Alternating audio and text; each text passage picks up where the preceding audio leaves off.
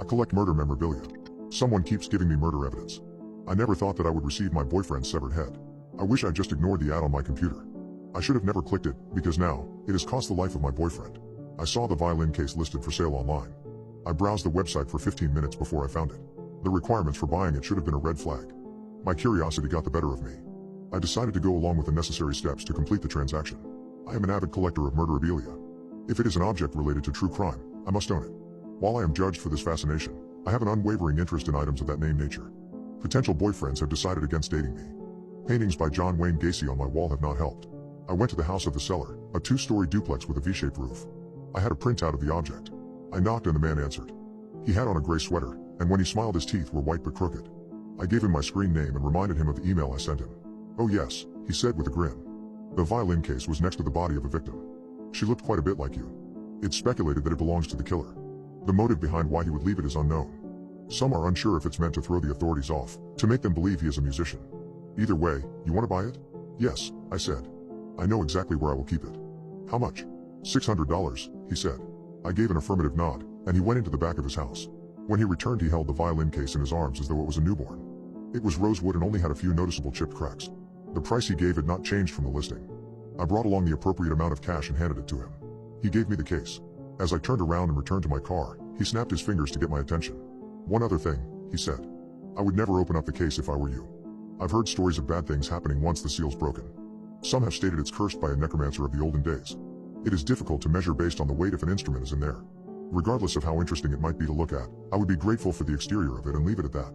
I tried to thank him for the warning and drove back home. The case sat on top of my clothing drawer for at least a week. I displayed it on the stand, with a note below it describing its origin. On a quiet Saturday evening, I was at home decluttering when I received a text from Jason. He asked me if I would go to dinner with him. He had already made a reservation for a fine dining restaurant downtown. I said yes since we had already been on a few dates in the previous months. They had gone well. I slipped on one of my nicer black dresses. After I applied makeup, a knock on my door filled the air. I answered and Jason stood there with roses in one hand and chocolates in the other. I smiled. I invited him in because I needed to find some of my jewelry. I went into the bathroom. I searched around behind my sliding glass mirror doors for one of my old necklaces. When I walked out, he was gazing at the violin case. "When did you buy this?" Jason asked.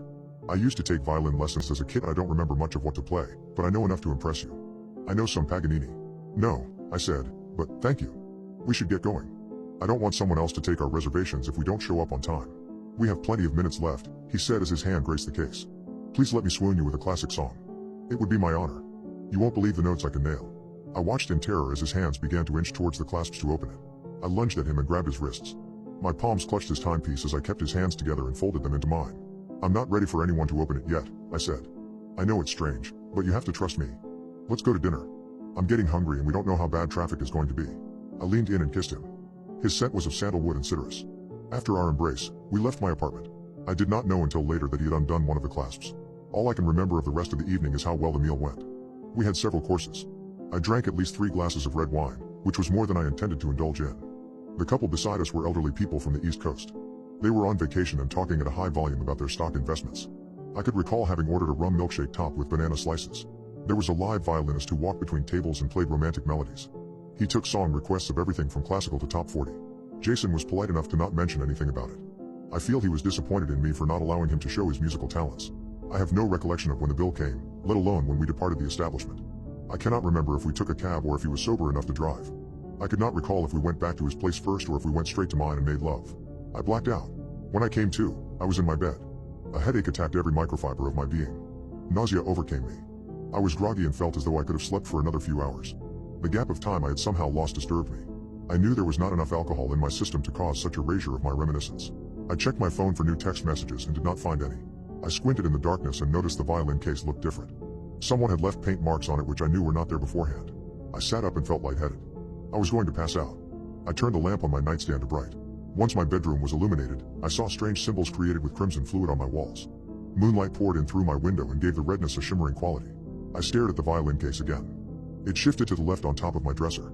What I could only halfway rationalize as not being blood poured from the sides of the violin case. It was also cracked open. I saw something behind the hinge. It did not look like an instrument or anything mechanical but something fleshy. I neared it and dropped my phone in a puddle of carmine after I fumbled to try and catch it. The bottom of my feet was slimy with the cherry-hued dampness as I walked towards the case. I took a deep breath. I opened it. A severed human hand was there. The fingers pointed skyward. Adorning its wrist was the same Kenneth Cole watch I was so familiar with. Circling the stump were other pieces of jewelry. I was unable to distinguish them as belonging to anyone I knew. I ran to the bathroom and almost slipped on my way there. I threw up in the sink. I crawled over the messy floor in search of my phone. When I retrieved it, I saw that the screen was now scrambled any time I turned it on. I went to the next door neighbor's place and begged them to call the police.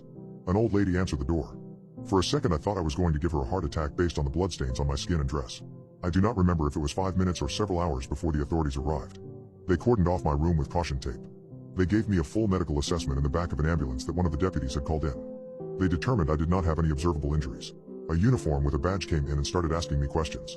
Her name tag read S. Brown. Is Jason okay? I asked. The deputy shook her head. I'm sorry to say he was under a bridge downtown this morning when we found him, she said. His body had washed ashore. He may have been floating out there for 2 days. I began crying. One of the first things she wanted to know was why I had so much crime scene evidence from other homicides. It's a morbid interest I've always had, I said. I'm someone with a fascination for the darker side of things. It doesn't mean I glorify the people who commit the actions. That's not what I'm talking about, Brown said as she looked at me with a startled expression. The jewelry and pieces of clothing found within the violin case. They belong to 20 other victims of the violinist serial killer. Who sold it to you? I gave her the address I had driven to the day I picked it up. I even gave her the name of the man who had put the piece up for sale.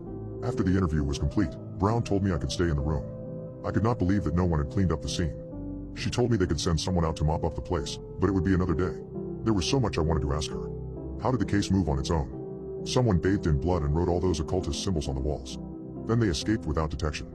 It all seemed so irrational, but I knew she would look at me like I was crazy if I tried to describe everything. I had dealt with something inexplicable and paranormal. No one can convince me otherwise. I used the Motel Business Center to Google if they had apprehended the guilty person.